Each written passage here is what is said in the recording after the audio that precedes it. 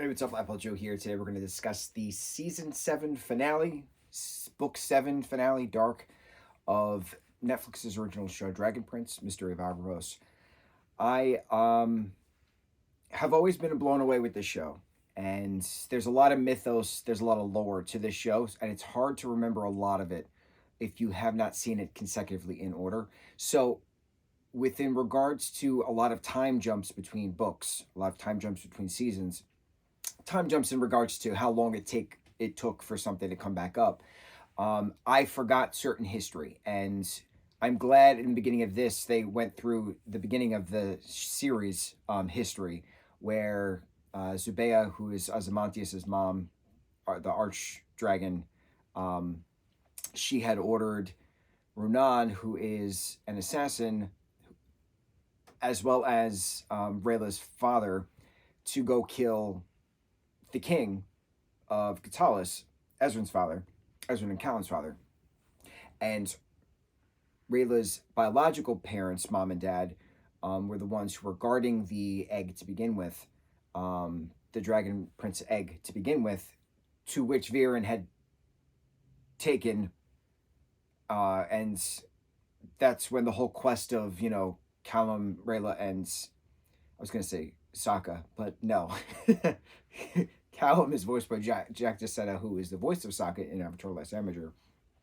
Ezra, Callum, and Rayla are on the quest to then save the Dragon Prince egg, to which he hatches, and then the first half of the series is about the dragon elf human conflict resolution, and then the second half, this Mystery of Averroes, is who is this star-touched elf, why is he hell-bent on destroying everybody, etc., etc. So I'm glad I got the rehistory back, because in my mind I had Viren, the one killing the king, but it was really Rayla's father, Raylan, to kill the king.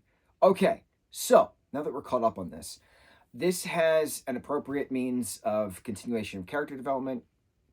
Can Renan be brought back from that in-between spirit realm kind of a thing? Can spells be broken? Will Callum turn to the dark magic that he's kind of prophesized to be? What happens when Claudia releases Arvos? What happens when Terry just realizes he cannot be with Claudia anymore? He still loves her, but she has gone a dark path, and he cannot be with her. If she wants him to change his person, he cannot do that. He has to be true to himself. He cannot be with her. Beautiful conversations through this.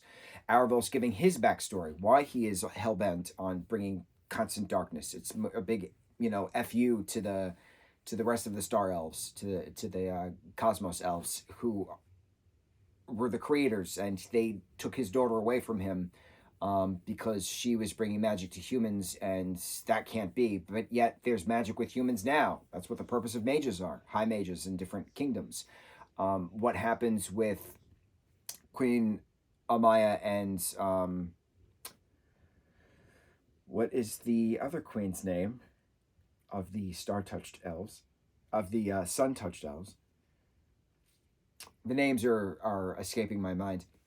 But what happens with that particular kingdom when they have to go to then save the orb, or rather destroy the orb? That way Arvos doesn't take it. That way he blacks out the sun, and that way all of the evil spirits who have unfinished business come back to then destroy. What happens when Zim's mom and then Ghost Dad of dragons have to fight each other? What happens with Zim now being able to teleport through his lightning powers? Very interesting. The Nova Blade being on the statue this entire time. What happens when the truth is revealed that Renan didn't actually hear any words come out of the king's mouth prior to, final last words prior to the actual execution? He heard a squawk. So is there a theory then of, oh, well, maybe the king and a bird happen to switch with each other? So maybe the king isn't dead after all. Can you bring him back if he's been in bird form this entire time? Can you bring him to human form again? How does this happen then? How does this happen when Erebos is destroyed but not destroyed? He's just like put away for 7 years when his stars are going to realign. What happens with this new city of Everkind that is being created? That way dragons, elves, and humans can all live together peacefully and all work together as one, and everybody has their own voice. There is no actual true leader. So many things of an amazing caliber brought about. Callum's whole character development throughout this. Soren's character development. Soren's my favorite character in this entire show. He had the best progression of character development throughout the entire series. Gorgeous. What happens with staying true to the King's Guard, within now regards to Everkind. A lot of this series ends on cliffhangers. What's Claudia going to do in space with the stars for 7 years? What's going to happen when Aravos comes back in 7 years? Will they find the king in bird form? How's this new Everkind city going to be with the mix of dragons, humans, and elves? How is that going to be? Is there going to be stuff going on? It reminded me a lot of Republic City, a la Avatar: Legend of Korra. How did Earth Kingdom, Fire Kingdom, and Water Tribes, how do they all mingle together? And then the new Airbenders coming together. How do the four nations come together in this one Republic City? How do the different species of Zadia come together in regards to Everkind? The fact that you have individuals who worked very closely and productively on Avatar: The Last Airbender, Avatar: Legend of Korra, creating then Dragon Prince and Dragon Prince Mystery of Erebos, the continuation of the 7 seasons altogether. You have so many different tells of product, not product, yeah, product, that the Avatar universe has a lot of stuff that was referenced a lot within regards to this, and a lot of that same type of emotion, character development, progression of story was evident in this particular show. But I love the Everkind explanation at the end, and I was like, that's literally Republic City. That's show for show. I was very happy about that. If you never saw Avatar: The Last Airbender, if you never saw Avatar: Legend of Korra, it's not going to mean as much in regards to watching this series finale of Dragon Prince. But because I have that backstory and I know that and I understand it, I understand where the creators are coming from. It's cool. It's a cool little nod, Easter egg to all of us. I'm very excited to see what potentially happens next. I don't think a sequel series was announced, but they left so much groundwork for other stuff to be happening. I'm totally fine. I will totally be fine if we don't have anything for 7 years because of the whole, the stars are going to align in 7 years. So maybe 7 years from 2024 plus 7 years, then we'll actually get another sequel series. I'm curious because Netflix does very well in regards to a sequel series. Jurassic is a prime example of that. Camp Cretaceous had its seasons, ended. Flash forward, Chaos Theory is the next current show. Characters are all old, aged. It's just a sequel series. So it's very interesting now that we're in a time where you can do sequel series to projects that have an actual end, and then can complete.